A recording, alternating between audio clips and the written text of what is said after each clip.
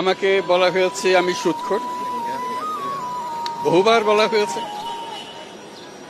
আপনারা সেটা গ্রহণ করেন নাই। কারণ গ্রামীণ ব্যাংকের মালিক আমি না। সুদ যদি গ্রহণ করে থাকে সে গ্রামীণ ব্যাংকের মালিকেরাই গ্রহণ করেছে।